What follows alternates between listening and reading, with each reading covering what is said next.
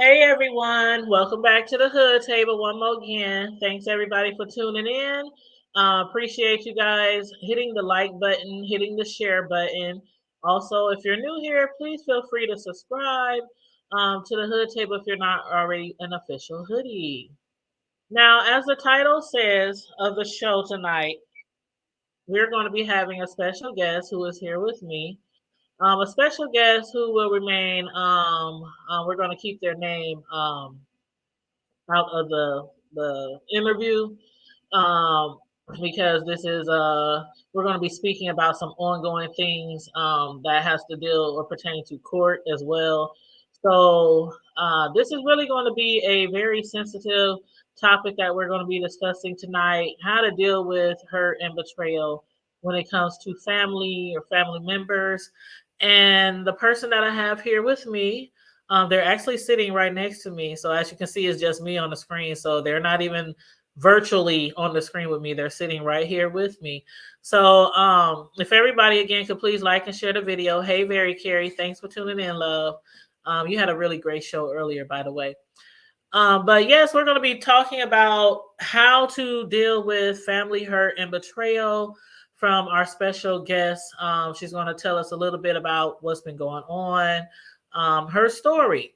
And she came to me, wanted to, find out a way where she can basically speak about it, but also she feels like this might can benefit other people what she has been through.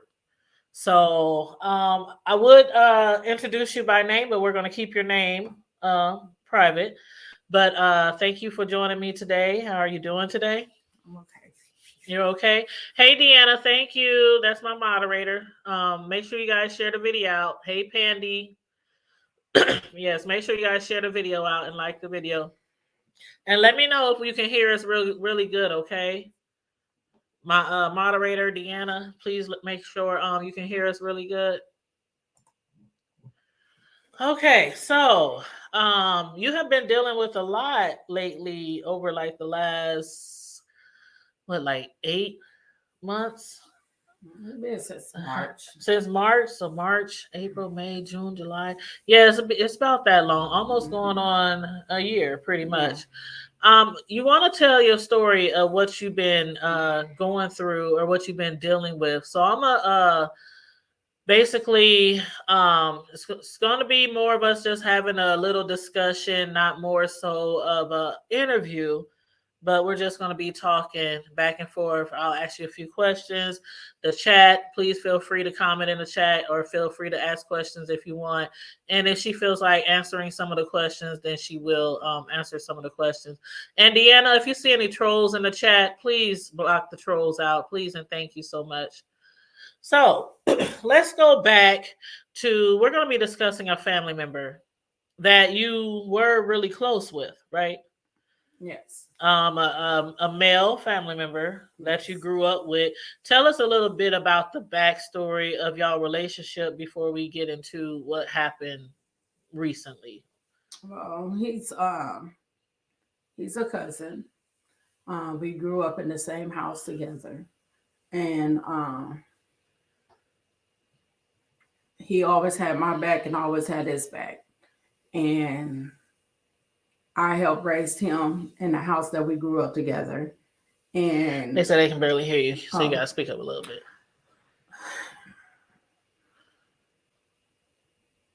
Hold on, you guys.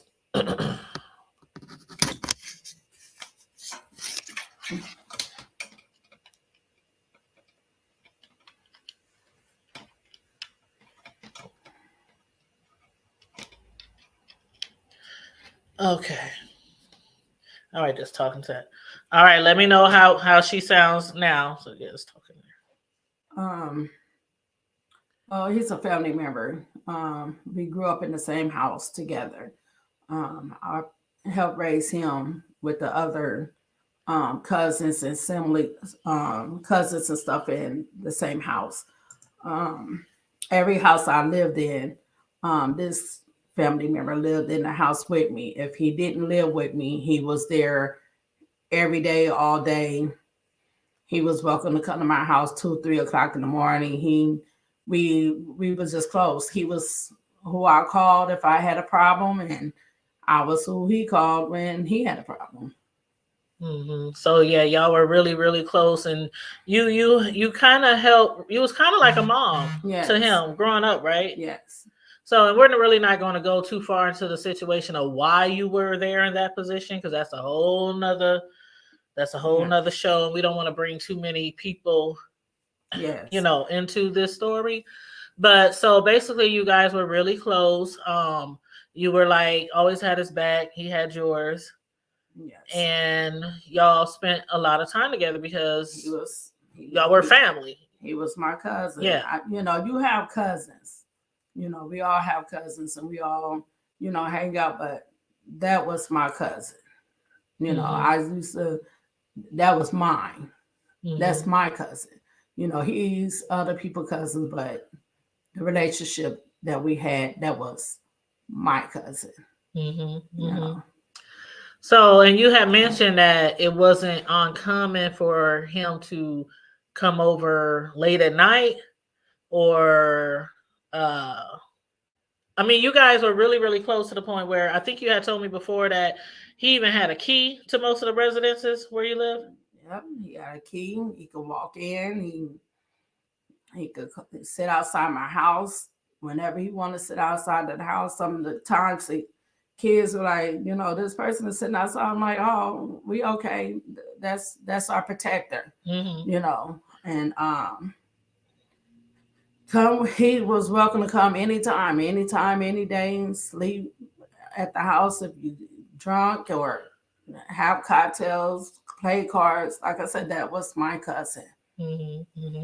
And what? How close in age are you guys? Well, we're not too much close in age.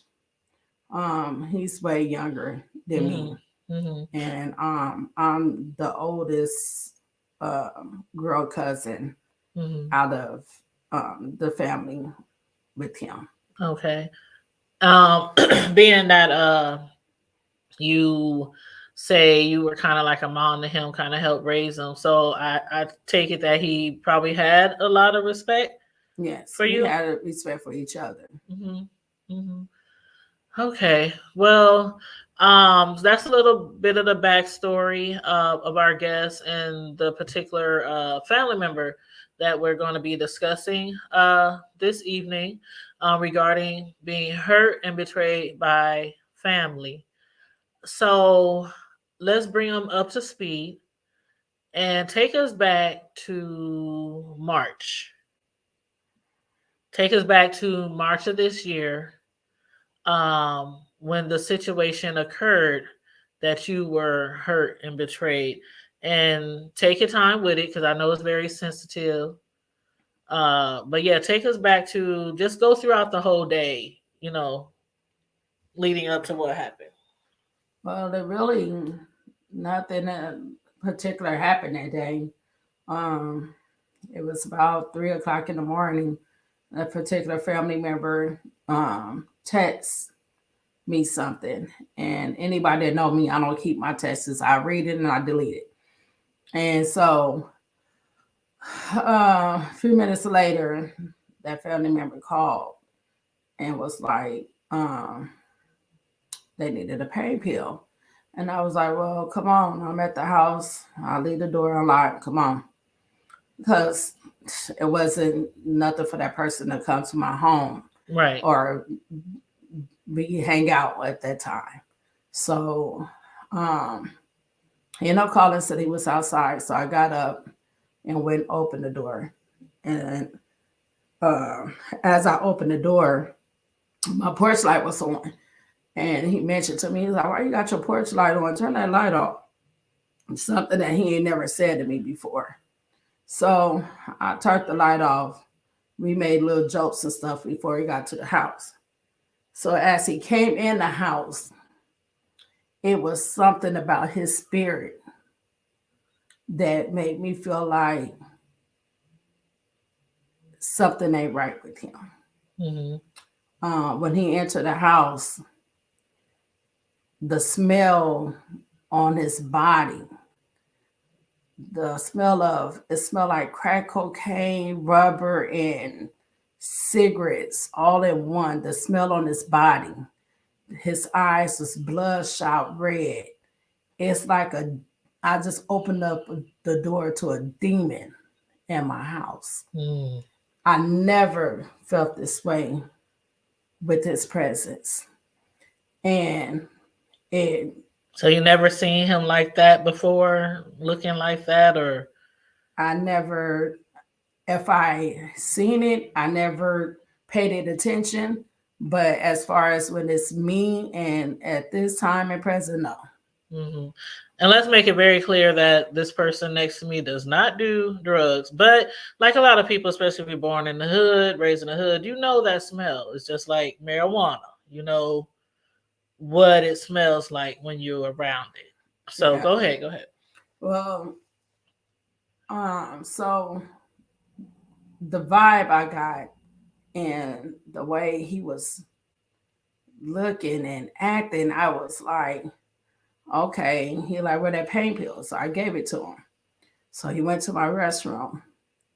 And when he got out my restroom, I just kept, feeling like something is wrong. And I was like, what's wrong with you? And he like, nothing, you know. And I was like, okay, well, I'm about to go to bed.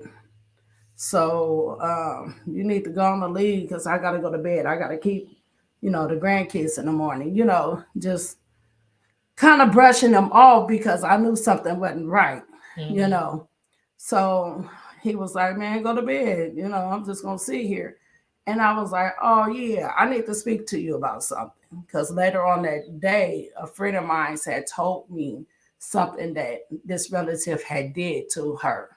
Mm-hmm. And she had brought it to my attention. She didn't know that this relative was kin to me, but by us having the same name, she brought it to my attention of what was said. So he ended up sitting on the um the little couch, and he made a phone call home to tell his mate that he was over at my house because he didn't want her to think he was in the streets. Mm-hmm. So as that time went, I sat on my couch and I spoke with him concerning what someone had told me. And the way he was responding to what I was saying to him, the way he was looking, the way he just, um, the way that everything just felt, I just, I even just let it go with it. After I told him what was said and he said what he said about the conversation, I was like, all right, then. I said, well, Do you want to say what it had to do with? no. Okay. And so after we was talking about that conversation, and I was all right then. I like, all right, it's time for you to go and everything. And he was like, what you rushing me for? Go and lay down. You know, I got it. I like the house. I like, no, I need you to come on. I need you to leave. I'm like, I gotta be with the grandkids. I need you to leave. Come on. You know. So he got up and he walked like he was going towards the door. And as he was walking towards the door, I was still sitting on the couch. But the way I was sitting, I had my feet up in the couch and I was turned sideways. You know how you sit So you said sideways, sideways. Yeah, yeah, yeah. Mm-hmm. in your couch. And Mm-hmm. so where my feet was, there wasn't a lot of room for nobody to sit there because I was right there by the arm of the couch. So all of a sudden, he sat there between this little piece of couch and on my feet the way he sat. And I still, he never sat that close to me in his Mm-hmm. life, Mm-hmm. like, as older. Mm-hmm. And by him being the way he was, it was making me uncomfortable. And so I'm like, look, you need to go on. I'm like, move. I'm like, well, you can't sit here, move, go on. You need to move. So as of then, he, I had on a gown. Mm-hmm. He tried to keep coming up my gown, trying to grab and rub on my chest and everything. And I was fighting him off of me, trying to push him because the way I was laid, I didn't have nowhere, I didn't have no foot, no Mm-hmm. legs to really kick him off or nothing because the way I was on Because the you were couch, sitting with your legs up and underneath he you. was on my leg area where the couch was. Hmm. And so I was pushing this person back, and I kept telling him to stop. I kept saying, "Leave me alone. Stop. You need to leave." Um, Now, what was your as first thought when he started touching and feeling and like, because this he's boy never don't, done that this boy before, don't right? lost his damn mind. That's what I'm thinking, because we never, never would I ever Hmm. thought.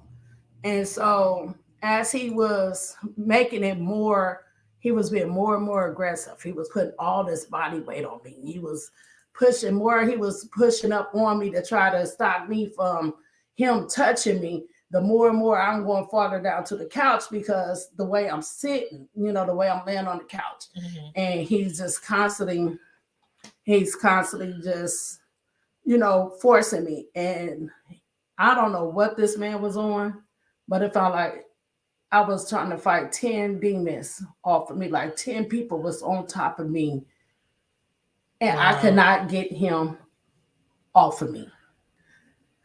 I could not get him off of me. I kept trying to fight him off of me to the best I could because more I was getting towards into the couch because he was more and more pressing on me.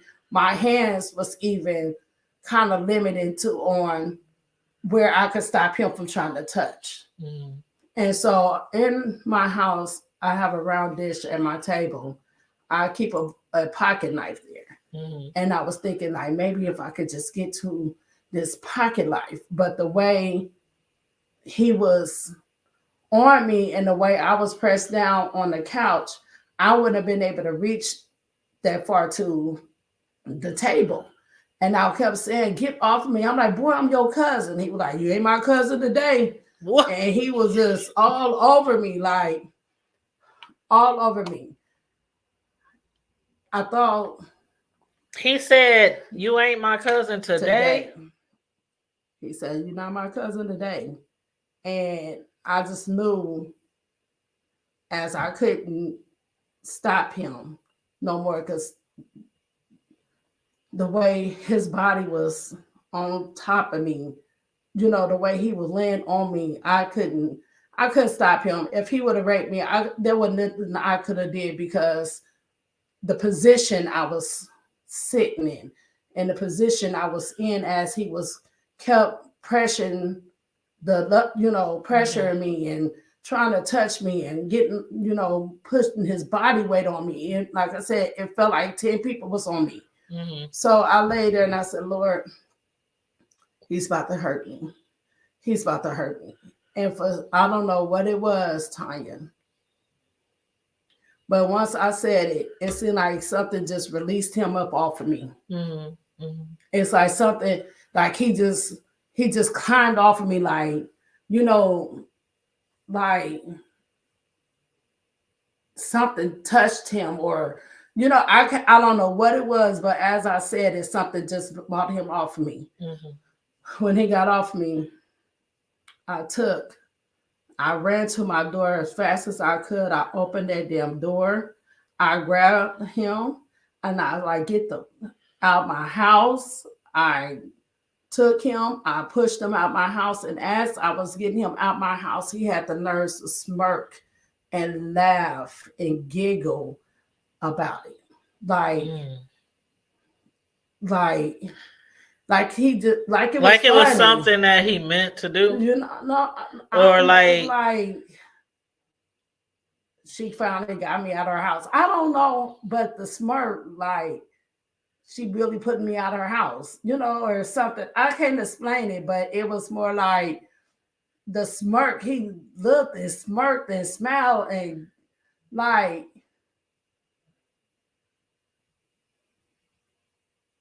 I just know it scared me. hmm, And he went to the car. He went to what he was in. He I shut my door. I locked my screen. I shut my door. I ran to my son's room. I banged on the door. I called my oldest son And I was screaming, telling them to come here, come here. I'm like, come here, come here. I'm like, y'all come here. I had tears in my eyes and everything. And they came to me and I was wrong. And I said, that family member tried to take advantage of me. I'm like, he was trying to rape me. And so at this time, my kids grabbed bats, knives, and stuff and was trying to go because as I made him leave, remind you, he still sat in my driveway. Mm-hmm. Mm-hmm.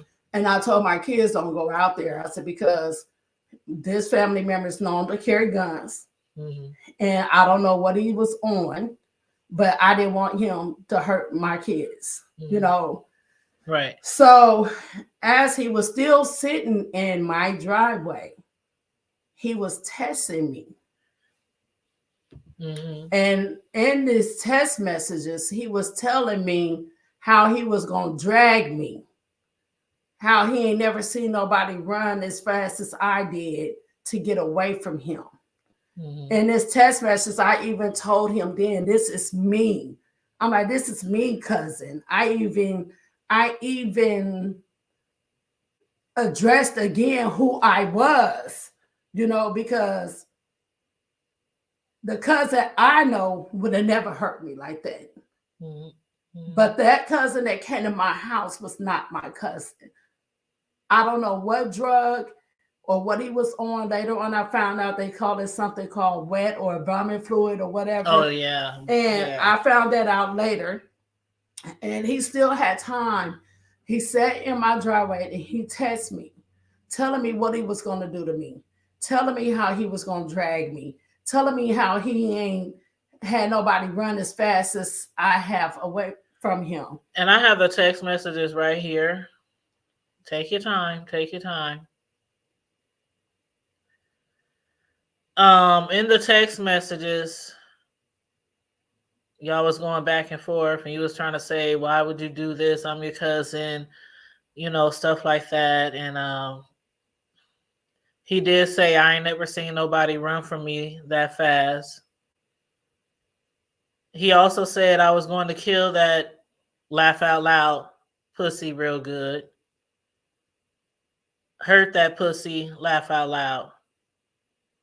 And then you said again, "Boy, this is your cousin. You made a pass at me. That's why I made you leave. You act like you on something." And then he says, "I was going to drag you and you know it." And you said, "Drag me. Who you think you talking to? Who you think I am?" And he said, "The person I just seen." And then And that's when he said, "You ran faster than I ever thought." But then he said, "I was going to punish you." That's like the last thing he said, "I was going to punish you." And at the end of it, I guess he kind of realized that what he was testing, and then he gonna put on the end wrong person. Because this is basically like proof, like evidence, like right. He's supposed to do. Right. At that moment, my kids called the police. Mm-hmm. The police took forever to come. He sat outside my house for a long time. And I told the cops, I'm like, he keep a gun. I'm scared. He just tried to take advantage of me. I don't have no weapons in my house like that.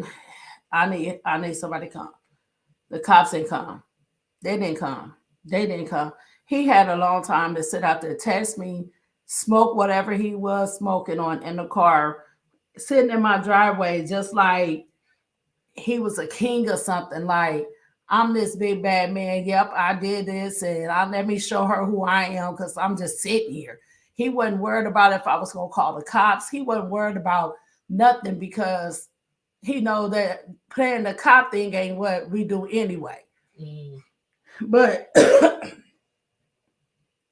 finally, probably about 40 minutes later, he left, and the cops came out right after he left, and they got there. I went off on the cops because they took so long, and the police told me, "Well, we got to do first priority.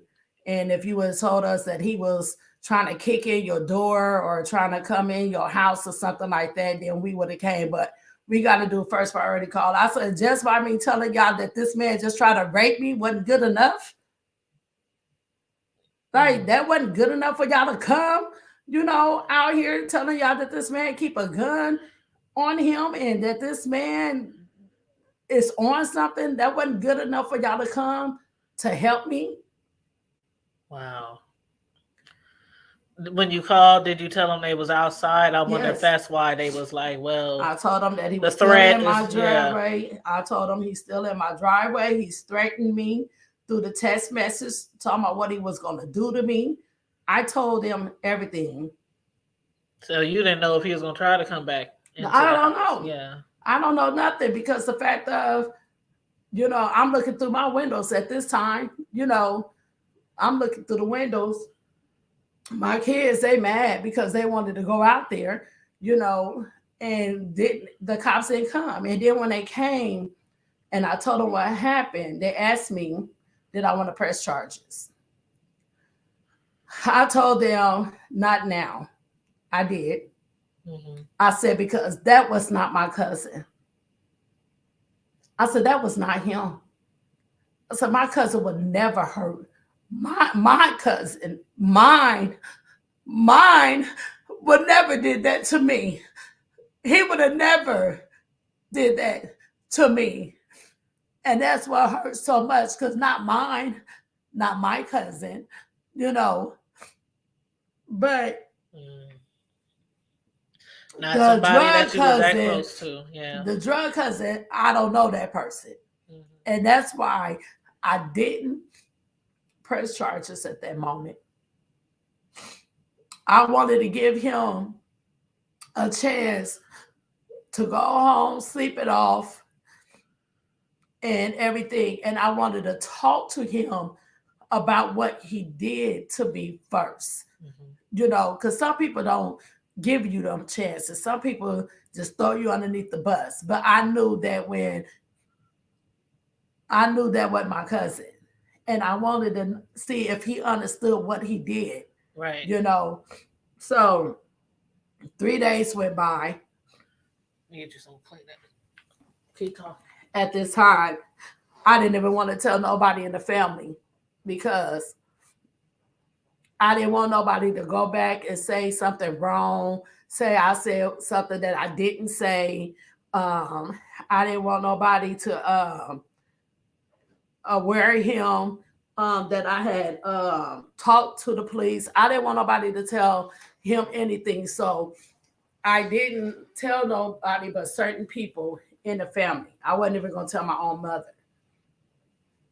And I didn't tell her right then and there. I told my mother sometime later because I didn't want to hear all the stuff that I did hear once it did get out. Called my sister. I told my sister. I talked to other cousins in the family. So 3 days later, this cousin just called me out the blue. Like, what you cooking? Like, if like he ain't, nothing happened. like nothing ever happened. Like, or if he was calling to see if I remember or if I was gonna say something to him about it. He was like, what you cooking? I'm like, what I'm cooking? Like, yeah, what you cooking over there? Just like any other time he calls sometimes. But I'm thinking that call was just to see if I was gonna say something to him or what's now, what's going on now. And I said, you don't remember what you did to me? And he paused. He was like, what you talking about? Like, what you talking about? And I said, so you actually about to sit here and act like you don't remember what you did to me. You don't remember trying to touch me, trying to go all up in my gown, putting your body weight on me. You don't remember testing me. You don't remember doing nothing. Like, You really actually calling me like you really don't fucking remember what you just did to me? Like, you really calling me like, what am I cooking? And so he was like, he didn't say nothing for a minute. Then he was like, I'm on my way over there. I said, no, you don't. I said, don't come over here. I said, don't come over here. I said, don't you? I said, look, don't come over here. Like, and he was like, man, I'm coming. Because that cousin, he always have to have the last say. He that cousin that people fear in the family, some of them, just because they scared of what he might do or say. But since I'm that one that been around him and I know him and they know me, he knows one thing about me. I'm not scared of you. I'm not scared as far as when it's coming to protect myself. I'm not scared when it comes to fighting. I'm not scared of none of that. But the night that he did what he did, that was the first time I ever was scared the way I have ever been scared. So I don't know if he came that night. I ain't gonna lie. I was talking to another family member and having a little cocktail that night. And I went to sleep. I don't know if he came that night. But I ended up calling my sisters again. And I had my daughter come over and we was hanging out the day before or the day after. He said he was gonna come over. So that's it, I got a text that said I'm outside. He's persistent. What is you outside for? Didn't I just ask you not to come to my house? And then my child looked out the door, so she was like, "Yep, he's sure out there. He's out there." So she called to my kids again, and I ended up calling the cops. And I guess he figured something was wrong or something wasn't right because he texted me back and said, "I'm leaving." Again, the cops show when they want to. Oh, wow. So then they told me, well, just get a protection order. If you get a protection order and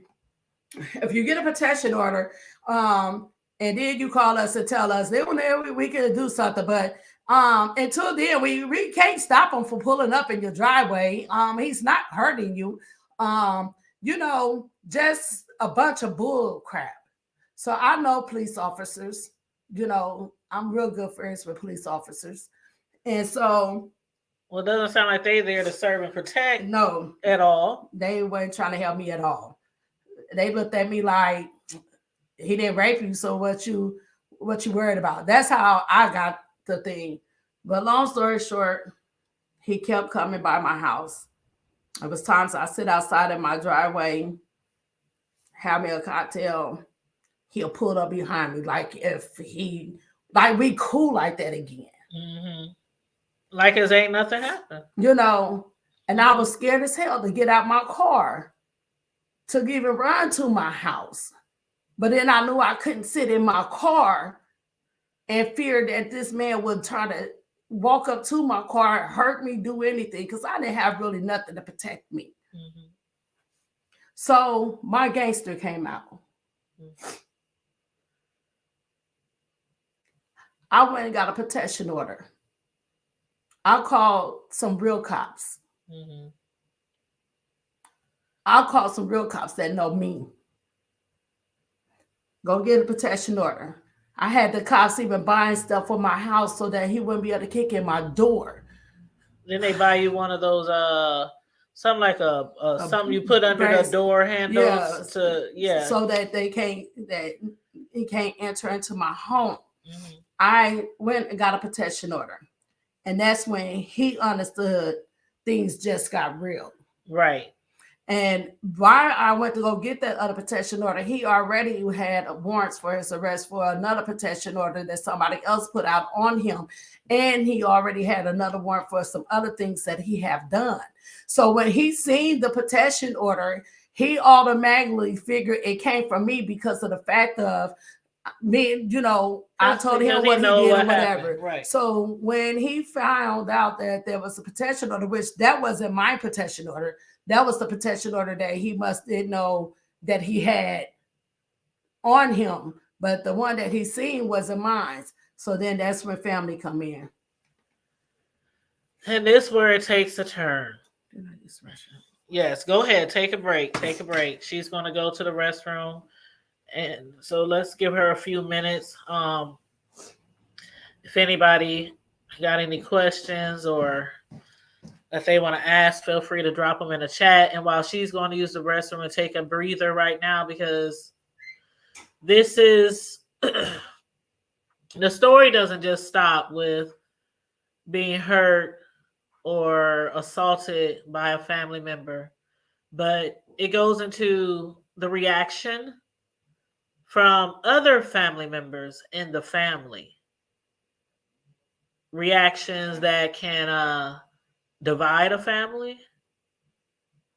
And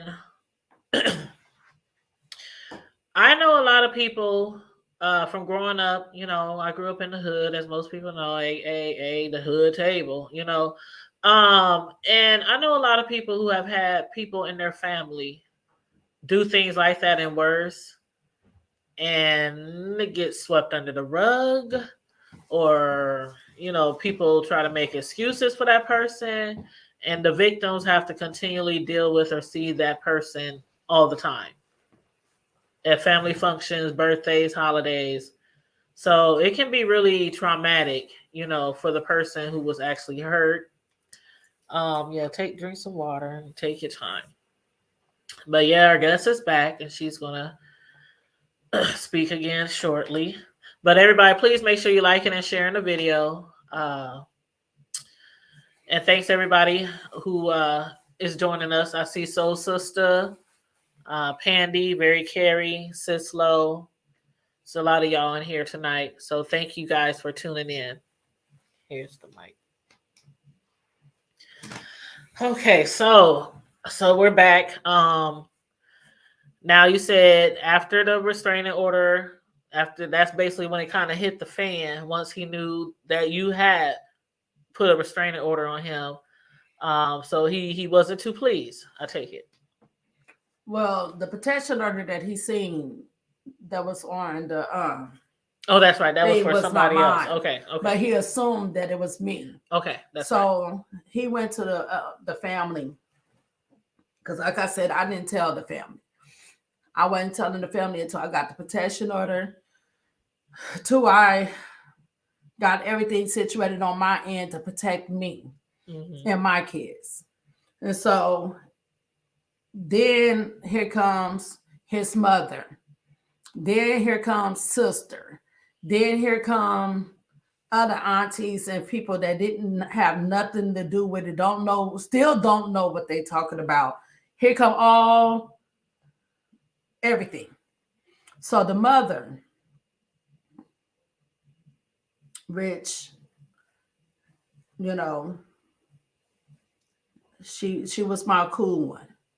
That was my A spoon coon too. Yeah, because that's your auntie. Yeah. Yeah. So the mother calls. Did you get a protection order on my child? Yes. Why? Ask your child. He could come tell you that I got a protection order. Ask him why. Mm-hmm. If he could tell you that much, he could tell you why. Well, he said he didn't know. No, no. Ain't nobody just gonna get a protection order. I don't know about everybody else, but I ain't no protection order person. Mm-hmm. So I told her why. Then she said, well, I got problems of my own. That's something that he's gonna have to figure it out. Cool. Hung up. Cool.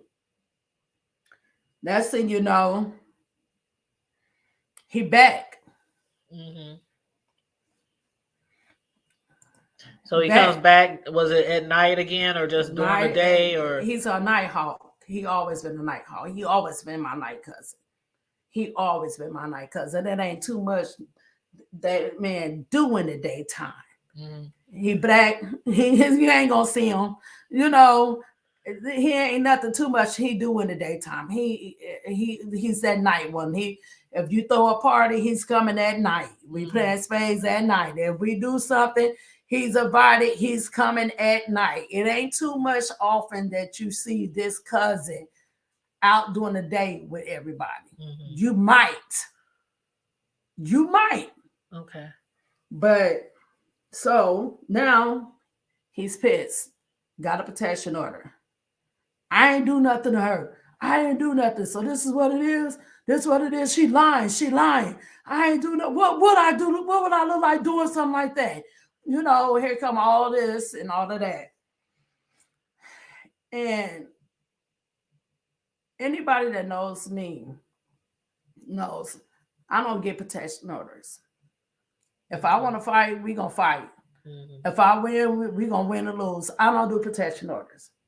And for me, and this is what I was trying to tell the family, I'm the one that they calls when they hungry. I'm the one that they live with when they need a place to stay with. I'm the one that take care of their kids. I'm the one that took care of her kids because I took care of him. I'm the one that do all for this Dorn family. I might not be perfect. Ain't nobody that. But I'm the one they call when they fighting or beefing with somebody. I'm the one that they call when they need. So for me to go get a protection order on this cousin, he must have did something to me for me to go get a protection order. Exactly. And somebody in the chat said, did the other family members know that cousin did drugs? Yes. Yes, they did. I was always told that he was on something, but I don't know. I don't know. I don't smoke weed. I don't do nothing. I have a cocktail and a black. That's the farthest I'm gonna get. I don't know different things. And they knew he was on drugs because before he even did this to me, his mother and other family members were saying things that he was doing out of character, but they wasn't making it seem like he was on drugs. Because the mama once said, I ain't never known him to be on drugs, which she was alive from the pit of hell. I knew that he was on drugs. Somebody said he was on drugs. I just don't know what type of drugs.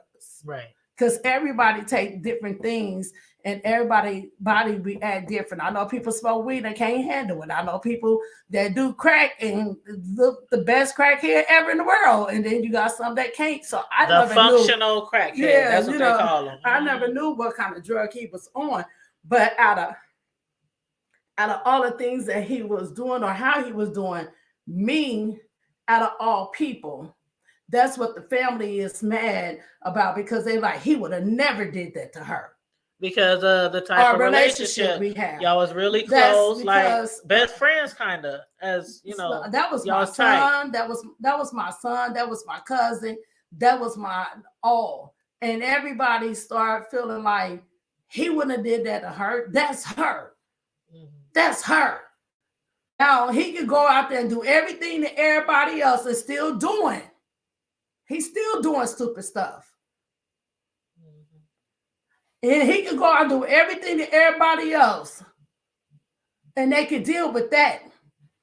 They can deal with that. But they can't deal and they can't grasp me because it's me. So how do they think I feel? Did nobody ever come to me and ask me how I supposed to have felt? Everybody was like, you shouldn't have pressed charges. Yes, I did go press charges. I did go get a protection order because once I asked you once and twice to quit coming to my house, now I'm about to get back in the mode that I know I am. But don't get me wrong, just because I'm hard on protecting me and my kids, I'm also in fear. Right. I also be in fear. And that's understandable after what happened. I mean, who wouldn't be? Everybody. I would be. You shouldn't have said nothing. You should have talked to his mama. This is a grown man. I don't look like talking to his mama. His mama can't even take care of all the other stuff going on in her life, more or less than take care about the situation that he had did to me. Everybody feel like because it's me, and they feel like he would never do that to her. Never would he do that. That's all they always thinking. He would never do that. She gotta be lying. But they gotta understand, what would I have to prove the lie about? Yeah, what are you This gaining man from don't lying? slept. This man don't slept on my couch many nights. This man don't walked in my house many nights. I don't got drunk with my cousin many nights. I don't party and play cards with my cousin many nights for years.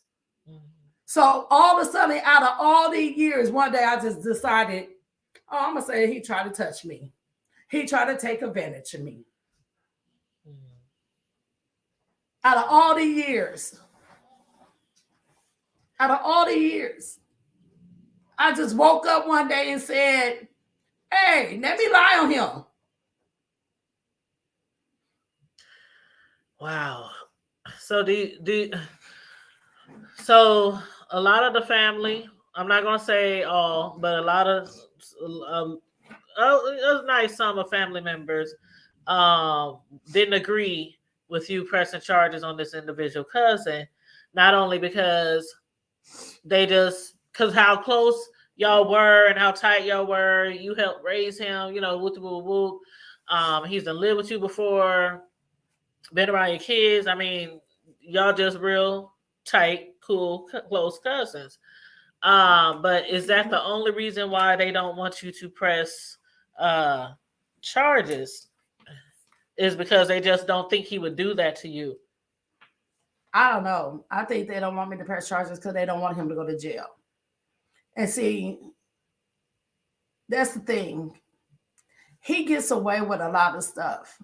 And he has got away with a lot of stuff. He has. Like I said, I know him. I know him. He has got away with a lot of stuff that he have done to people, not only in family, outside of family, girlfriends, everything. He has did a lot of things, and he never really had to face the consequences of his actions. Everybody always covered up for him. Everybody always lied for him, or everybody made excuses for him. Everybody always did stuff for him. So he figured that he could keep doing this stuff and ain't nobody gonna do nothing for him because he who he is. But I'm ready to put a stop to it. Because I'm still scared. He got a warrant out for his arrest. Now I went to court. He didn't show the court. They put a warrant out for him. When was court? The court was, when was court? It was, what's this? November? Yeah, November 10th. October. I think court was September. Okay. And when I'm glad you just said what you were saying, because there's somebody who got a question along that line. They said, have you ever heard of him doing this to anyone else outside of the family? I never heard of it, but the way their side of the family is, if he did, they ain't gonna tell nobody. I ain't never heard of him doing something like that. But what the thing about it is, and for him to do it to me, and for him to say, his exact words was, I ain't never seen nobody run as fast as you did. That was his exact words. So who else was running from you? Who else had ran from you? Who else ain't came out and said something? Who else you don't did this to? And he also said things like, I was going to punish you. Yeah, he told me he was going to punish me. He was going to kill my coochie. Yeah. He said a lot of things. And I got all the text messages. So, and you did screenshot all these like when you got the restraining order, you gave them all the screenshots, all the text messages. I gave everything to them, and then I text my sisters, and I sent it to certain other people in the family, and I sent it to my sisters. And only reason why I'm talking about it now is because I just been tired. Now people's trying to question my kids. The kids? They trying to bring the kids into it? What are Then they asking the kids? I mean, what? Why? why didn't your mama scream? Why? And then that was another thing. Why didn't she scream? Her kids there. Why she didn't scream? Why didn't your mama scream? Or what happened between your mom and this person? Or uh, do your mom still go around that person? Have you ever been around his kids? Been questioning the hell out of my kids. Mm. See, you can dislike So are me. they calling the kids or like No, how are they hitting they? them up on Messenger, Okay, like Facebook and stuff. and it's not only it's not uh, it's not my youngest child. It's more of my oldest. Okay. You Okay. know, my oldest, and And you do be telling them not to say yeah, anything because yeah, anything they say could be used. yeah, Now I feel like I'm a lawyer here or something. I feel like I'm on Law and Order, but you never know because if yeah, they question your kids and going behind your back, that's not cool at all. That's yeah. not cool at all. But I thank my kids for being able to come tell me, Right. because some kids won't. Hmm. And I I've been trying to deal with it. I don't need no therapy. I don't need to sit around and talk to And I was going to ask you, nobody. have you thought about or considered? No, no, no. Even though some days is better. Some people told me I shouldn't even get on here and talk about it. Hmm. But don't nobody know. And I did ask you when you came to me and told me you want to do this. I think I asked you every day for like what, a week. I'm like, are you sure? Because when it comes to stuff like this or stuff that's really traumatic or emotional, when people come to me and say, I want to talk about it, I want to get this off my chest, maybe other people can get something out of what I'm going through, I still try to protect a certain part of that person. Like, are you sure? Because this is social media, and people are gonna be watching and listening. So I did ask you like over and over again, are you sure? Are you sure? Are you sure? Are you sure? And you was like, yeah. Even today, a couple of hours before, are you sure you want to do this? Yeah, So yeah, I know I'm about to yeah. hear a lot about it. I know that I'm about to hear some stuff about this, but you know what? It was time for you to It get ain't this off nothing your else they chest. can say or do to hurt me no more. Because the same people that I took care of, the same people that I have lived at my home, never once, never once did any of them ask me what happened. Everybody just assumed. They still don't. This is the first time that a lot of families gonna hear what really happened, because then nobody never had the nerves to come to me and ask me nothing. They always go to my kids or somebody else in the family. Didn't nobody ever come to me and actually ask me anything. And the ones that did, I told them. Hmm. And And I some have had your back, and one, some believe you, and some didn't. I Right? had one cousin that said something to me. Out of all of the cousins that I had, a lot of cousins that said, "Man, forget it. You know, I got your back. I got Hmm. you. If he did what he said he did, I got you." I had several cousins. Several cousins that were like, "Man, I got your back." I had several cousins that wanted to talk about it themselves and didn't want to, because they didn't want to cause no problems for me. They Hmm. didn't want to cause no extra drama for me, but it was one particular cousin when I shared it with him, and he said, and I told him what happened. He was like, "Man, I got your back." And this guy, hearing that other cousin say it, for him to have my back, let me know that I'm good. I can get on here and talk about it. Hmm. I'm good. I got enough people to help me fight now. I got enough people to help me fight now. So when they come for me, I got enough people to help me now. Because at first I didn't have nobody. My sisters is not here. I don't have nobody but my kids.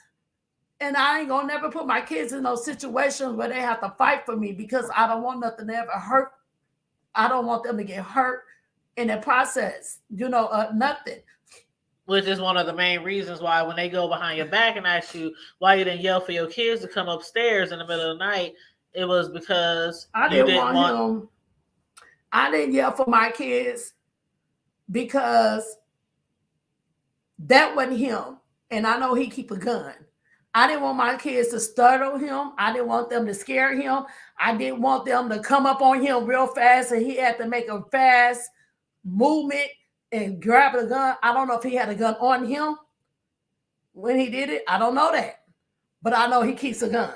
Mm-hmm. So I didn't yell. Now, if it ever came to the point where I had to yell and he would have never got off of me, where it was my last choice, my last thing for me to do, then I would have had to yell.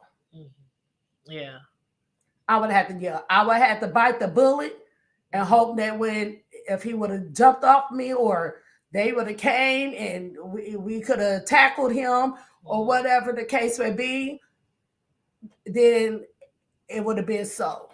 Right. But since he got off of me, I'm glad that I didn't have to, mm-hmm. I didn't have to bring my kids. Mm-hmm. Yeah, so sister, you can hear the pain in her voice. So sister said, I can hear the pain in her voice, and she said she's so very sorry you had to go through this. And I'm so sorry that you had to go through this as well, because it's like family is supposed to be the people that you can trust. And like I was saying earlier, a lot of times when this type of stuff happen in the family, whether it's something like this happening towards an adult or towards a child in the family, a family can easily be divided and separated.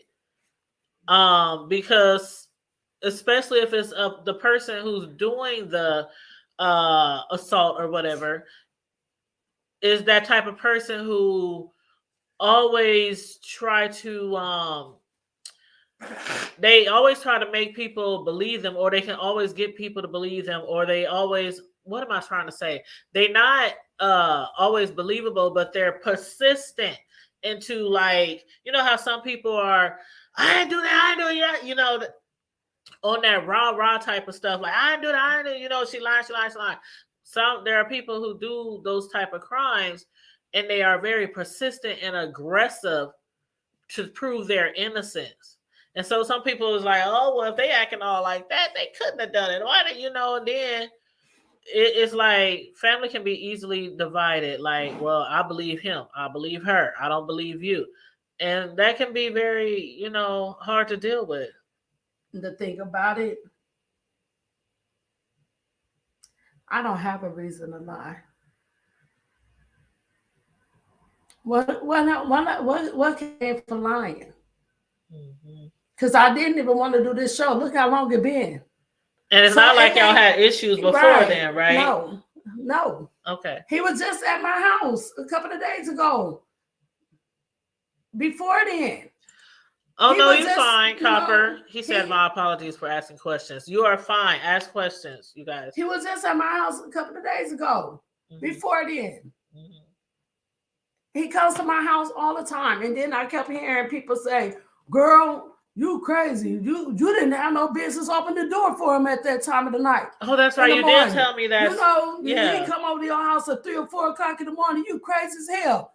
Man, don't come to my house at that time. Don't come to my house at that time. You ain't getting in. I don't give a damn. I ain't dating nobody. But this is somebody who's done that for 4 years. 4 o'clock in the morning.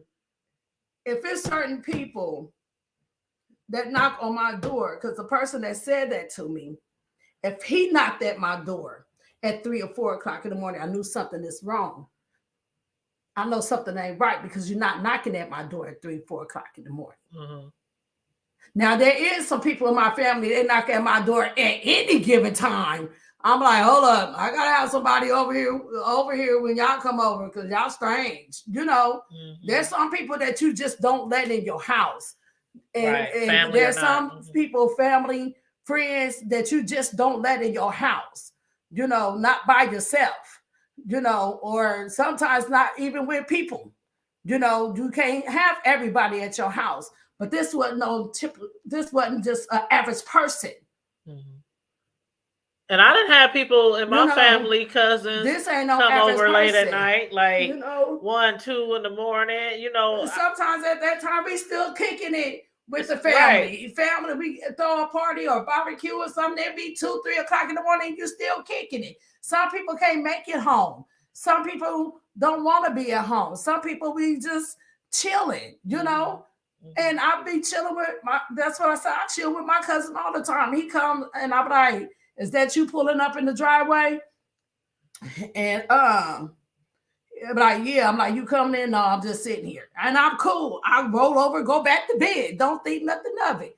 Even he was doing that to my child, my daughter house. He'll pull up at my daughter house in her backyard, front in her driveway, and call her. And she came to me and she like, man, mama, this cousin is making me feel strange because he's always in my backyard or he always in front of my house and he just be sitting there. And I was even told my daughter, you fine. I told my child with her kids in the house that she was fine.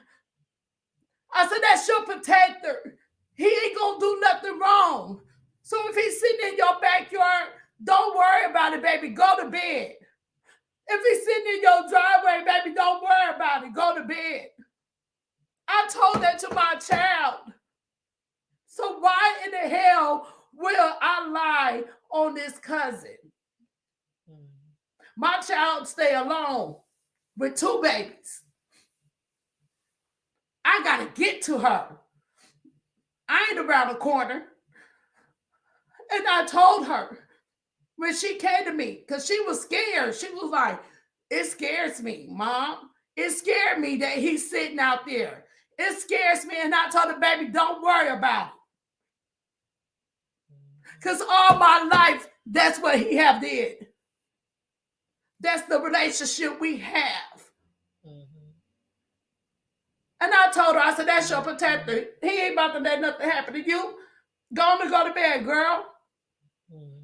But mama, girl, go to bed. Because that's always been that cousin, that family member that's always, I mean, a lot of people in the family do or have relied on him to be the protector. He was or my to protector. Right. He was my protector. I got cousins. But it's that handful that comes with him, like brothers and things. His little crew, his brothers, those was my protectors. Because we all grew up in the same house. We all grew up together. I was the only girl in that house. And 2 other people moved in. I'm not the only girl cousin. So I don't want nobody to be like, she, wasn't the only girl. I ain't the only girl cousin. But I was the only girl in that house that made sure they went to school in the morning. Then I go to school. I made sure they eat every day and night. Then I eat. I was there when the lady of the house was gone and be gone for a week of time out of town, and I gotta take care of them and me. So we was a protector. I was my brother's keeper. That was my cousin. That's why I didn't mind opening the door for him at 3 o'clock in the morning. I didn't mind opening the door for him at 3 in the morning. I didn't mind opening the door at 4 in the morning. I didn't mind him sleeping on my couch. I didn't mind him staying in my house. I never mind giving him a key. I never mind even helping him raise his own child. So again, why would they think that you are lying? Like, why would you?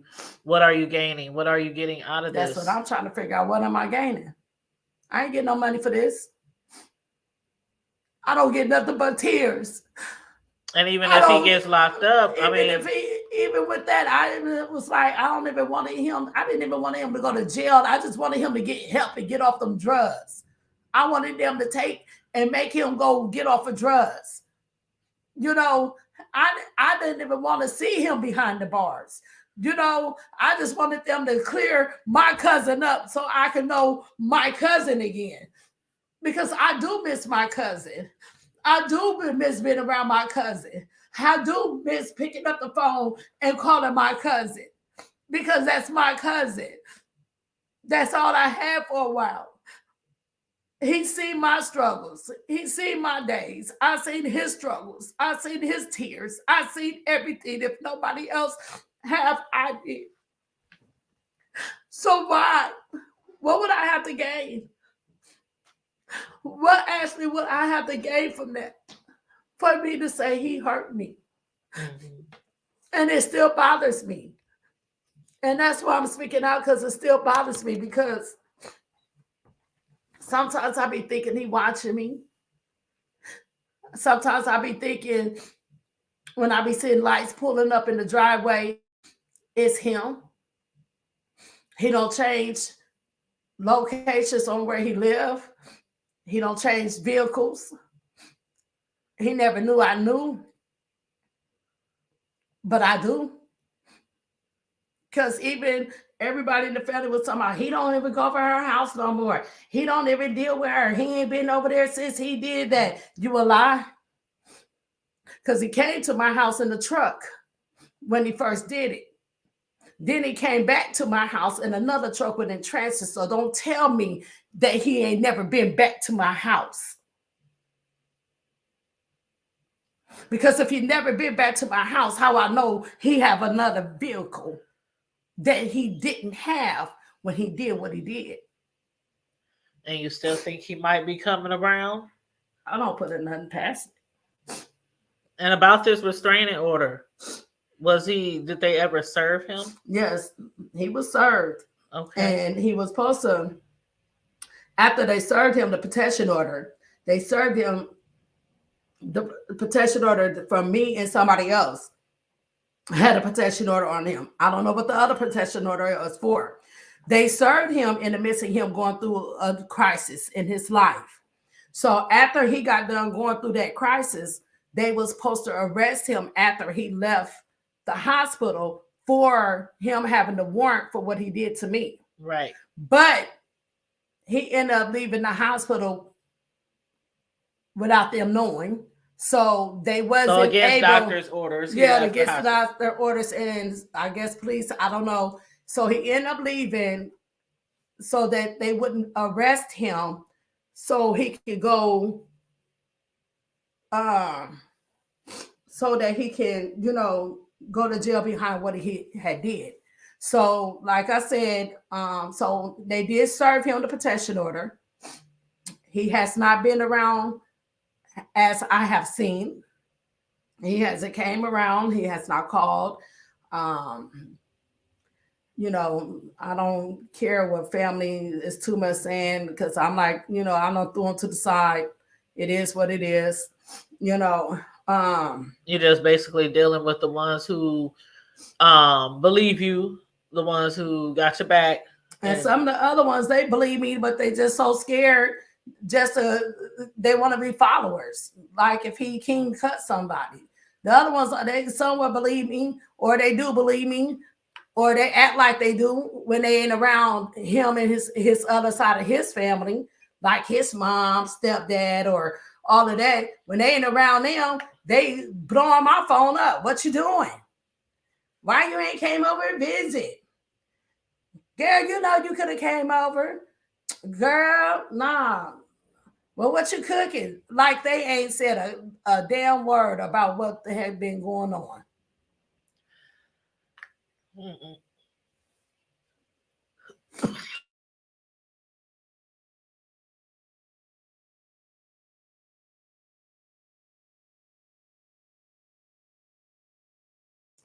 Everybody was just so quick to believe him that nobody ever really come to me and ask me. And I'm telling what happened. He did it. And yes, I did press charges. And no, I'm not going back on the charges. And that's But it. why? I'm not dropping the charges. They got mad. I got his mom went off on me. She went cussed you out? she didn't like cuss me out, but she went off on me. My son didn't do this and he didn't do that. And what you got against my kids? And I'm like, how the heck I got something against your kids and I raised all of them? How the hell I got something against your kids? And I damn near raised all of them. I didn't have a childhood because I lived in your home taking care of your dang kids. I didn't have no childhood like I supposed to because I did choose. I was rebellion and was doing things I was doing, and I end up in the streets getting kicked out or whatever the case may be. But at the same token, I went to school and I didn't get to do nothing because I had your kids, the ones in your home and the ones out of your home. So what do I got against your kids? Your kids was close to me because I'm the one that fed them. Your kids was close to me because I'm the one that held them when they didn't have no food in the house. Your kids was close to me because I'm the one that took care of them when they were sick.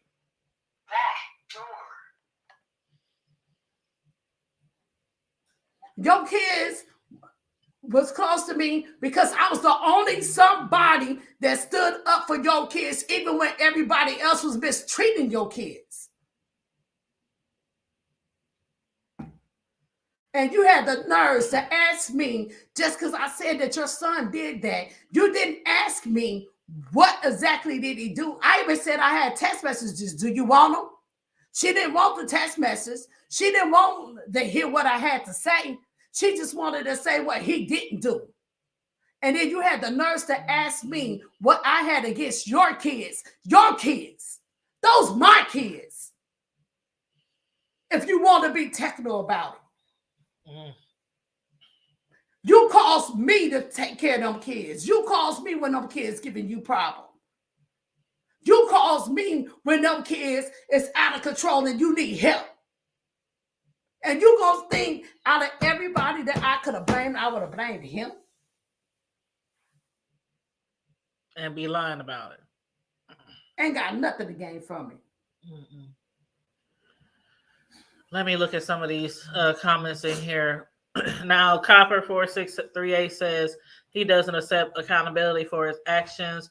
And he also asks, does he deny this? Yeah, he denies that it's ever happened. That's why there's certain tension. Well, a lot of tension in the family because he's convinced some people that he didn't do it and they believe him and some people don't believe her. But again, if you listen to the story and listen to how close they were, like I have a cousin who I was really tight at the hip with, who was a guy. You know, we were there for each other all the time, had each other's back all the time. It's nothing for him to come over my house different times of the day.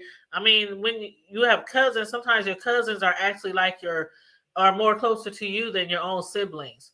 So this is the type of relationship she had with this particular cousin, and also a large portion of her life was spent taking care of them and raising them. Mr. Cooper 4638, a lot of them is scared of them. They probably believe me, but they ain't gonna tell him that they believe me. Mm-hmm. They're not gonna tell me because they don't want him to find out that they believe me, because some of them is scared of him because the things that he have did and the way that he acts. So they scared that maybe he'll come jump on us, or maybe he'll come pull a gun on us, or maybe he'll do this to us because we don't believe him. That he has a history of doing things that make people scared of him and make people scared to talk out to him. He has to have the last say on everything. He got to be right about everything. He's that kind of cousin. And I always knew that, but I'm that cousin that I didn't care. I wasn't scared of nobody in the family. And I'm still not. But I'm scared of that drug one. When that person, that person that's on that drugs, I'm scared of him. And Carmel Diva said, I think she asked this question around the time where you said the switching of the vehicles and things like that. Do you think that was his form of intimidation by keep coming to your house in different cars? Or I'm sure that was. I don't think that was a thing of him trying to scare me, but it just put more evidence into what I needed for the court, because they were saying that he wasn't coming back to my house. That everybody was saying, oh, when he left, after he did what he did, everybody was saying, oh, when he left, he ain't never went back over there. He ain't never said nothing to her. Because that's what he's telling because he's telling them that he ain't never been back over there. But everybody didn't know that when he came to my house, he had his truck, his old truck that he had for years.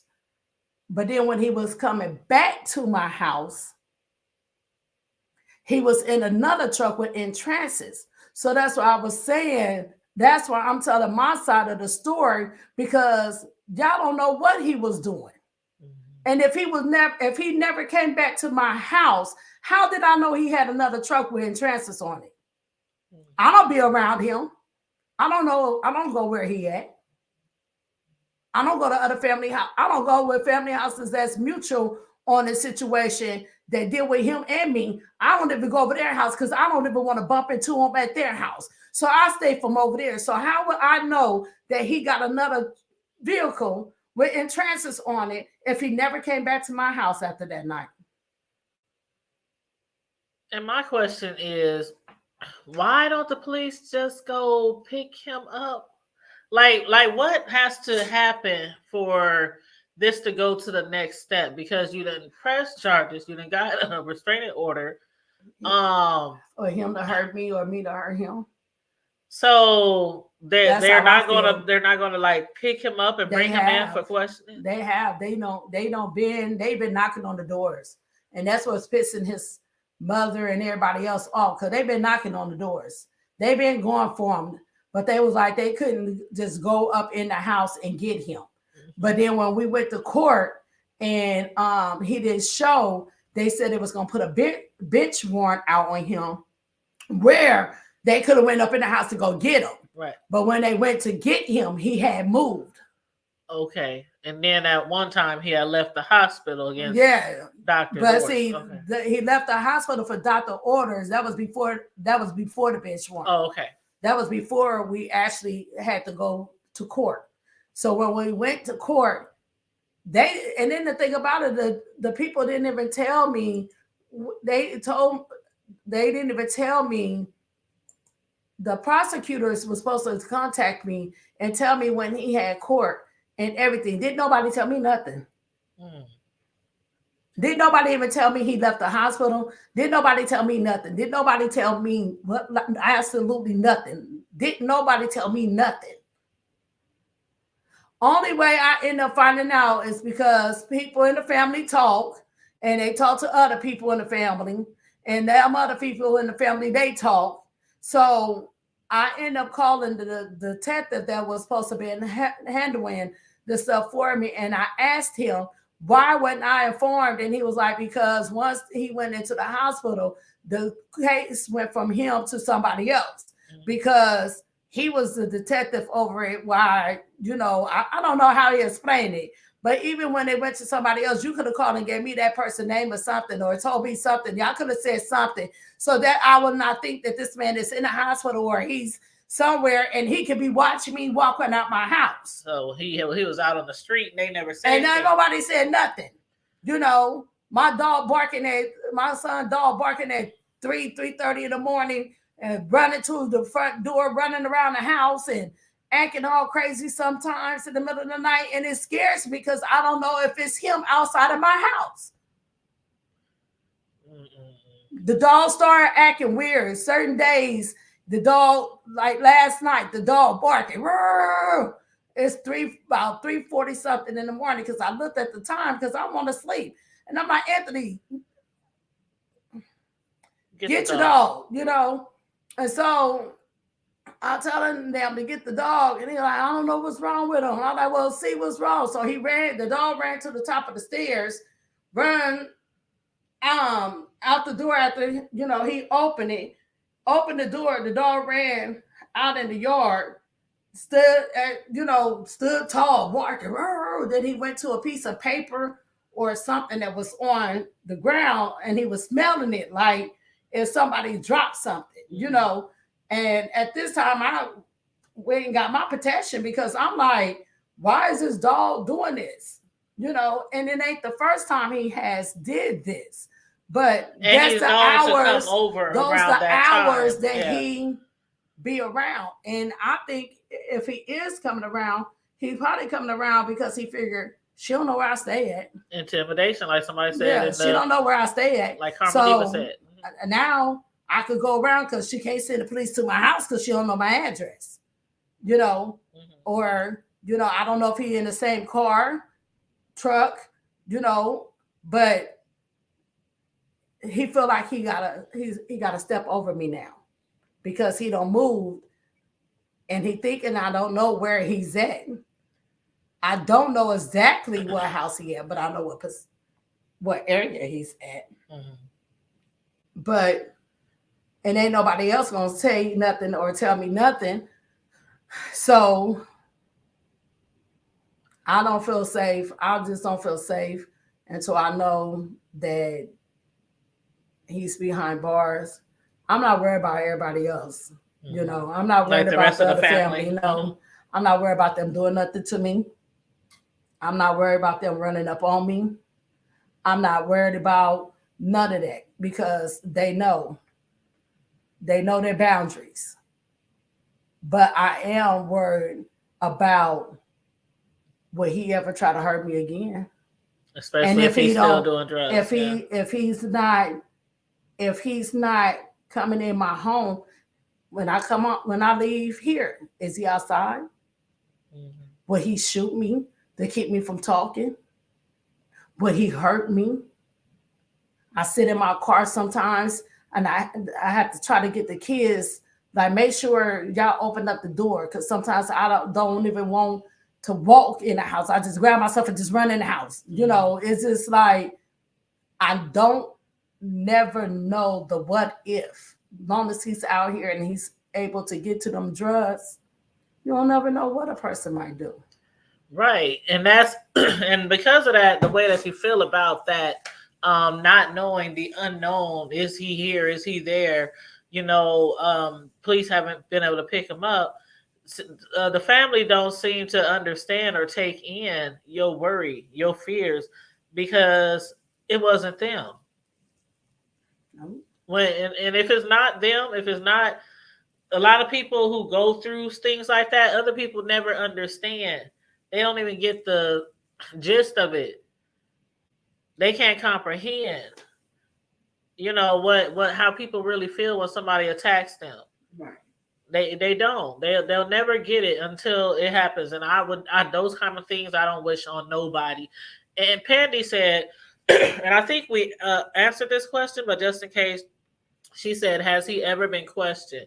So by like the police, and when they did see him or in the hospital or whatnot, they didn't question him during them because he was in the hospital, right? Right. And the nurses, and sometimes they don't allow police to. Well, the situation that he was in the hospital with kind of caused him not to even to have a voice, I think, for a minute or two. Oh, okay. With the situation, even though me and him is, have our problems, I'm not going to put his business out there like that. But right. The situation that he was in, I don't think he was able to talk to the cops the way that they wanted to. I don't know because I wasn't there, but I know that they did have the chance to give him the protection order. But the cops never got him to come question to question him because he never answered the door. And every time they went, they couldn't get him because he, wasn't answering the door, or they wasn't catching him driving or anything of the sorts. He would have been questioned if he didn't leave the hospital before he was supposed to go to jail afterwards. But he ended up leaving the hospital, so they wasn't able to get in contact with him. And then when they went and to get him, he had moved. He moved. Oh wow. Mm-mm-mm. So Well, let me ask you this. right now I don't have an address for him or anything, but I'm getting a little bit of pieces here and there about the woman that he stays with, so that I have enough information um, to Give it to the give to the detectives. police Mhm. on these, if they can look her up. Maybe then they'll find the address, because he don't live by himself. So maybe once they can look her up, then they can find him. But until then, I just have to keep doing what I'm doing. I'm trying to stay strong. Sometimes I have times that I cry, and sometimes I have times that I just vent to certain people in the family, text them and call them and talk to them, because I just don't feel safe sometimes, Excuse me. And I can understand that. I can definitely understand that. And I want to ask you, do you think the police are really taking it serious? No. And I say that because if it was their child, their sister, their daughter, their mama, they would have been picked them up. Mm. I know I ain't the only Lifetime watcher here that see Lifetime movies and all kind of different things. It don't take a genius to know. And just in life in general, if it was somebody close to a cop, or if it was somebody in a cop family, I believe they'd be on it. They will be on it. It wouldn't hesitate, go kicking in the door, grab them by the head, slam them up, beat them up, But And that's what I since don't understand. Like they act like the like cop he told it was me, an attempted the rape. cop said, since he didn't break me. So because it was attempted and you still feel for your life, like I don't understand that, because I don't know a lot about the law, but I didn't watch a lot of TV. I didn't heard a lot of stories. I didn't heard people get picked up, doors kicked in for less. It was an attempted rape. And I don't understand why they can't haul anybody in for an attempted rape. It don't make sense to me.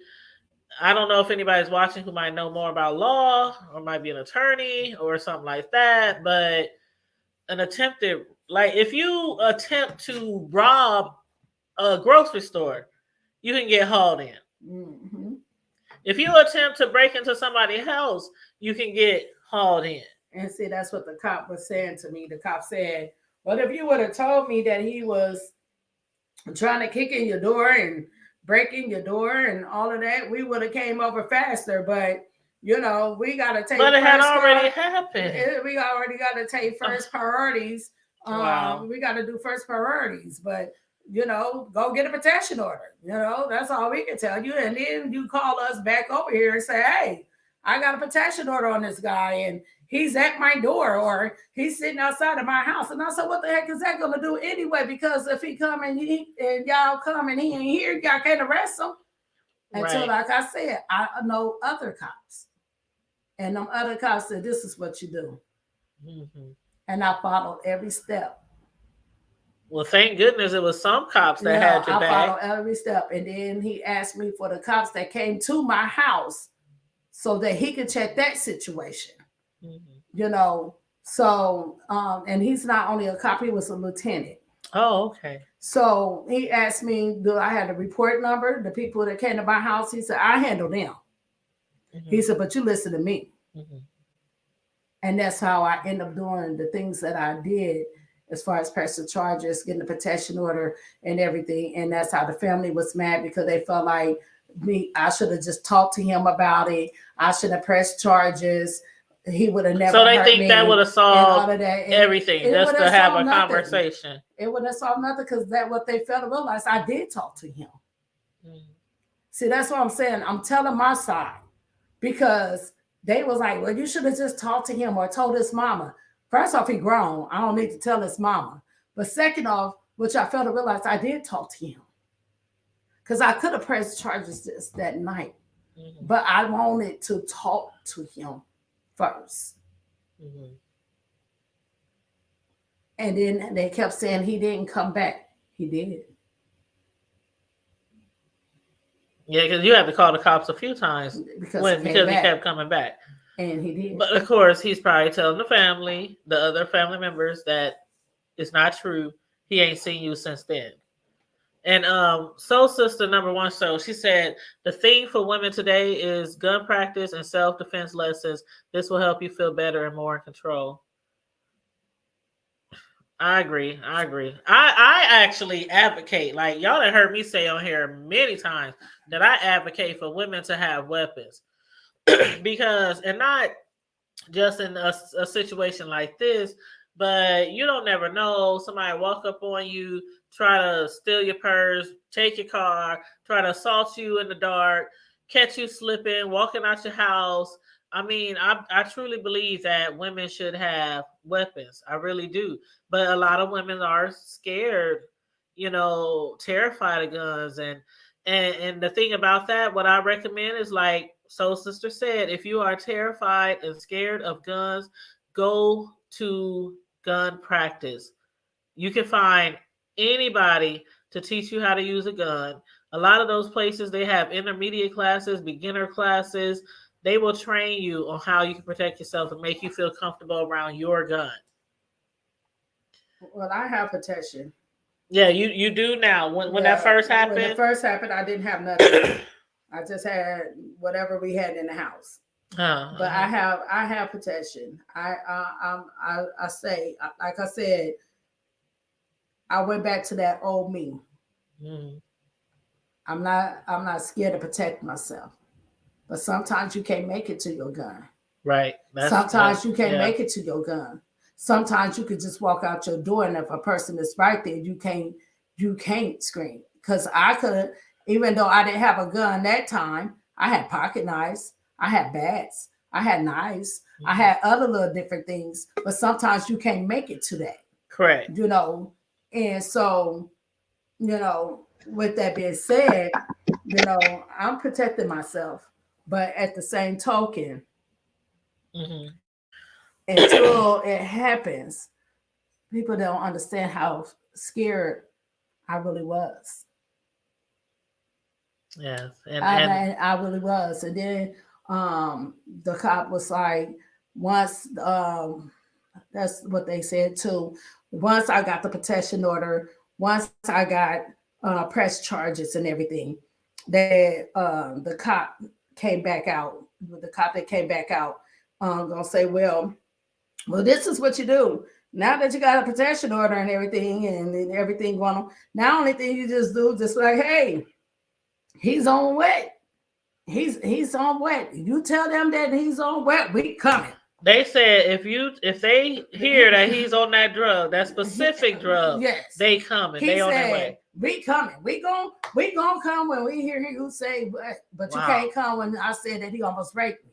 But we gonna come when you say wet. When you call, but this man, I got a protection order on him. He's on wet. Make sure you say that he's on wet because we are familiar with that drug and we know the outcome that people can have on that drug and the things that they can do on that drug. We deal with people every day on that drug. So say that he's on wet. Tell them and we're coming out, but not that you was raped or attempt to rape. Wow. We ain't gonna come out. We got other things to do. We got other things to do when you tell them that somebody try to rape you, try to assault you, but then you tell them, oh, he's on wet. And we can come right on out there. Oh, wow. Yes, Vanessa, concealed carry. I have a concealed carry, and I took the classes, and I go practice shooting. And yeah, Tactical 88. That's where I got my training. That's where I got my license. That's where I like to go. I really like that spot. I mean, they got a restaurant in there and all kind of stuff in that facility. So yeah, and they offer lots of different classes, even classes like if you're driving and somebody's following you, and you know how to protect yourself while you're driving with your stuff. And if you running and you got to hide, and they got all kind of different scenarios and uh situations like that where you can be in training and stuff. But yeah, concealed carry classes, they're free right now at Tactical 88 for the rest of the year. And I have somebody else on here. I had talked to you about that. My sister friend, my sister from another mister, Sislo. I got her. She's joining us towards the end of this interview. Um, Sislo, thank you for coming up on the panel. Not a problem. Can you guys hear me okay? We can hardly hear you. Let me see if I can.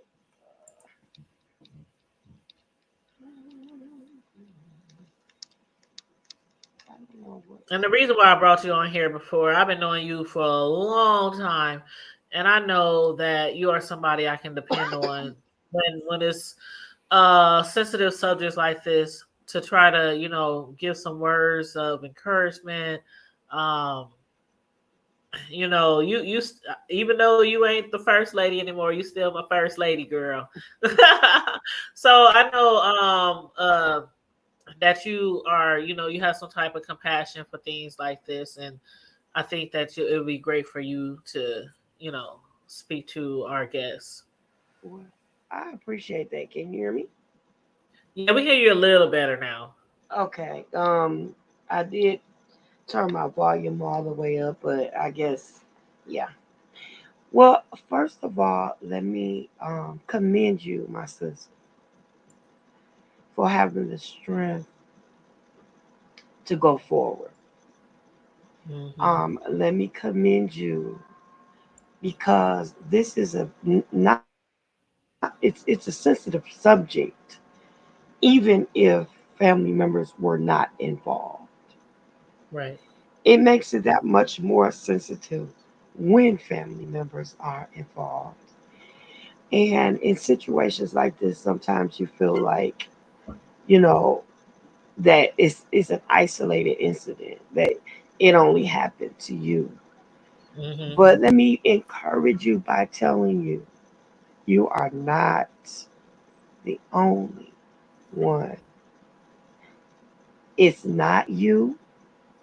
It's not something that you've done.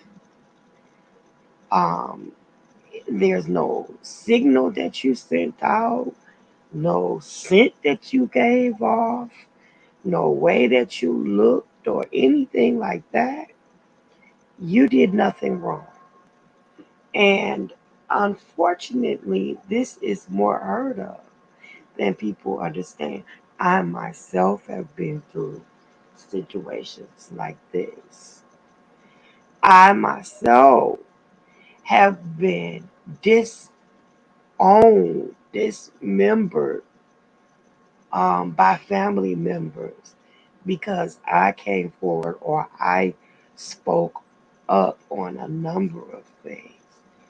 So you are not alone. It's nothing that you have done. Hmm. I agree. I agree. I agree. And it's good to hear those type of words of encouragement for somebody who's actually been And through guess something what else? like Guess what that. you're Hmm. doing? Using your voice to minister to other people so that they can know the things to be watchful for and that they can know that it's okay to speak out. And maybe you will be ridiculed. Maybe people will speak against you. Maybe people will turn away from you, but you will be fine. And greater is He that's in you than he that is in the world. The blessed part about it is that he didn't actually get to put his hands on you to the fact that he was able to penetrate you or anything like that. That's the blessed part about it. The traumatic part about it is that it affected you. Um,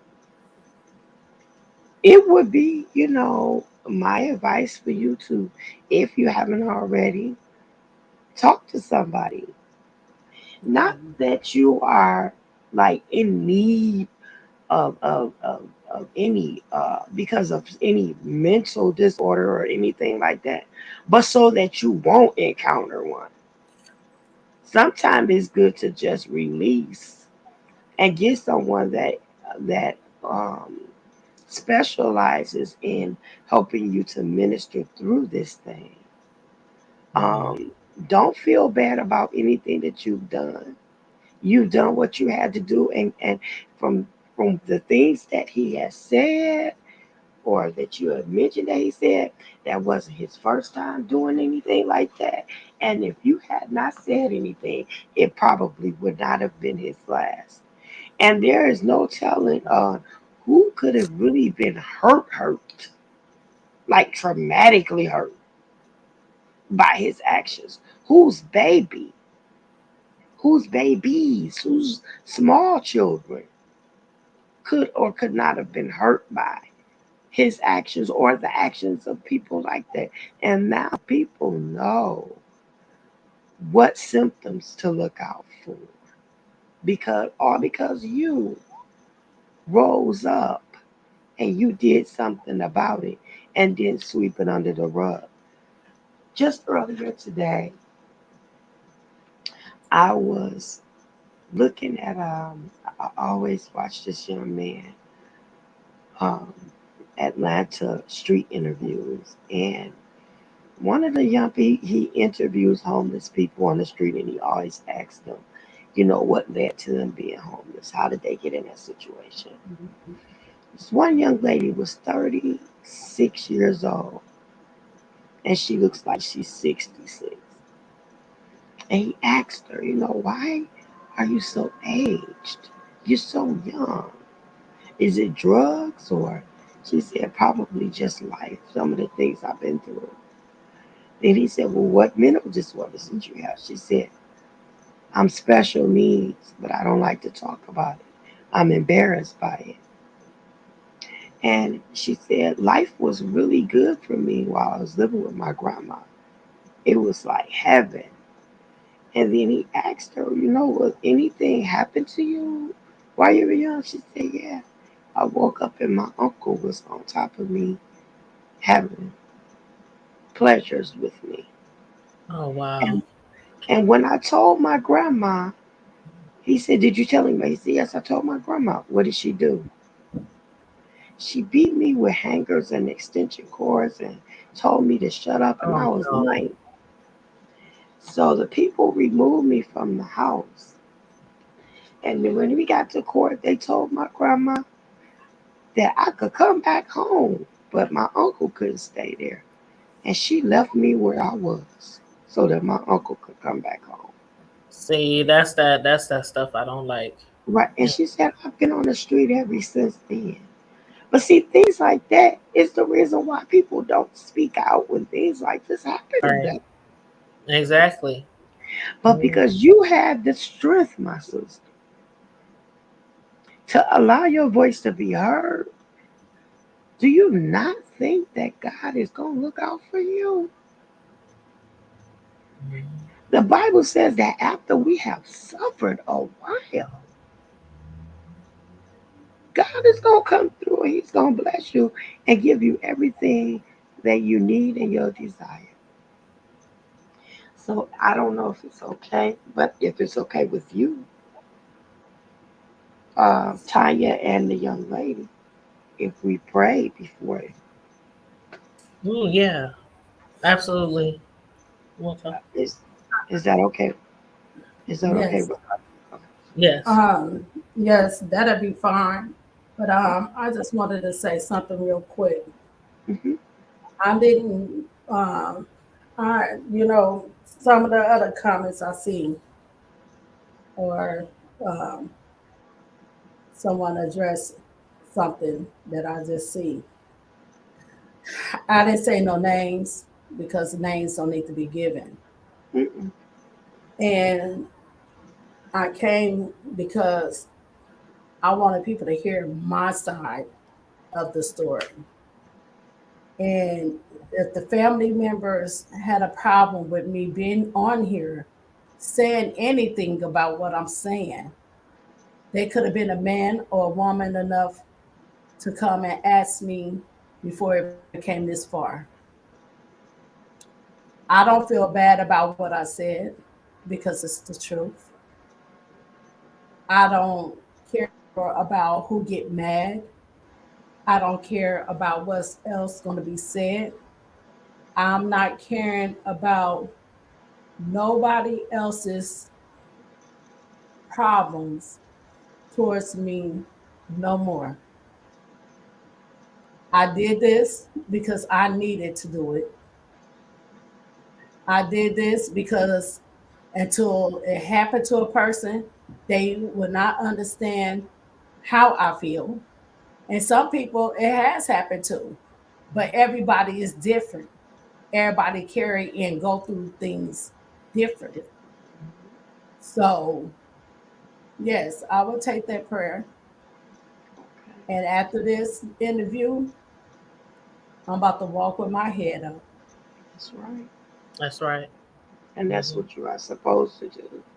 And then what other people listen. There's reputation and there's character. Reputation is what people think about you, but Hmm. character is what God knows about you. Right. Right. Your responsibility is not to be concerned with the reputation. Your concern is to be concerned about your character. And that's what God knows about you. All of the rest is not even for you to worry about. That's other people's concern, not yours. Hmm. You're doing what you're supposed to do when it comes to your healing. This is for you Right. and not for everybody else. So we're going to go for it. Lord God, I come before you. First of all, we want to say thank you, Lord. This is a day that you have made, and we will rejoice and be glad in it. Father, we come to you on behalf of my sister and all other sisters and brothers, sons, daughters, mothers, fathers have experienced things just like this. Lord, we ask, Father God, that first of all, that you would erase all of the guilt that they may be holding on to, or all of the guilt that may be expressed toward them. Lord, we pray that your healing virtue would flow, that you would take over and take full and total control. Lord, Hmm. I ask right now that you would lift the burden of heaviness, the burden of grief, the burden of sorrow. And Lord, we ask that you would release your joy. Let your joy take place everywhere hurt exists. And I pray, Father God, that you will bless in abundance. Send your angels to protect her and guard her life and all of her loved ones. Lord, keep her in the hollow of your hand so that no enemy and no weapon that's formed will prosper. I pray, Father God, that you strengthen your relationship with her. Walk one on one with her. Have your daily devotion with her. And let her know who she is and whose she is. We thank you in advance for all of your blessings. Bless Tanya for using her platform for blessings and for good and for ministry. We thank you, Father, for these and all other blessings. In Jesus' name. Amen. Thank God. Yeah. Amen. I Amen. stay encouraged, sweetheart. Yes. Stay And encouraged. Definitely. I'm gonna let you guys go. I love you on purpose. All right. Love you on purpose too. Thank you so much for joining us. All right, later. All right. Good night. Okay, you guys. I just want to say one more time again. Thanks for everybody tuning in. Make sure you like and share the video. Subscribe to the channel if you're not already subscribed. We really, really appreciate you guys listening, taking the time out of your evening and listening to our guest, listen to her story, and the comments, the positivity, the encouragement, the prayers that you guys are showing towards her. We really do appreciate it. I want to leave off with some last words, and I'll give her a chance to give off some last words if she wants to too. But I just want to let people know that these kind of things happen in and outside of the family, to men, to women, to boys, to girls, all the time. And a lot of time you will be pressured to not speak up for yourself, to keep silent, to sweep it under the rug, like we, especially in our community, have done for years, forever, like way back into the slavery days. We can go so far back. And it's something that needs to stop. It's something that needs to stop. I done been through it. A lot of people I know have been through it. And in my situation, when I was growing up, nobody did anything. It was swept under the rug. Nobody did anything. And I still, I mean, you eventually get over things and you move on and you grow up and you start a life and you have kids, get married or whatever, but it's still there. It's always still there when you don't speak up or when the people responsible for you don't take action. So, on that note, I just want to say, don't be afraid to speak up for yourself. Don't be afraid to come forward. If somebody truly hurts you or you think they try to hurt you, don't be afraid, because when you don't speak up, it just continues, and that's just one of the things I hate about our community, about black people. It just happens so much. I don't know how many people I grew up with who said my uncle, my cousin, my brother, my dad, my grandpa, my it's like, so it's horrible. And when you ask them, well, what happened? Did anybody go to jail? No. Did anybody get arrested? Nope. Did your parents do anything? Nope. So again, it takes courage. It really do takes courage to stand up for yourself, but you can do it. You can do it. Any last thing you want to say? Or are you No. good? Okay. All right. Our guest is done for tonight. We are done for tonight. You too, Soul Sister. Thank you. Love you guys, each and every one of you. Again, we got to look out for each other. We got to protect each other and have each other's back, especially when they really need us. And that's what we're doing by showing support to our guest tonight. And on that note, everybody, stay safe, be blessed, remain vigilant at all times, and always remember to keep it hood. Bye.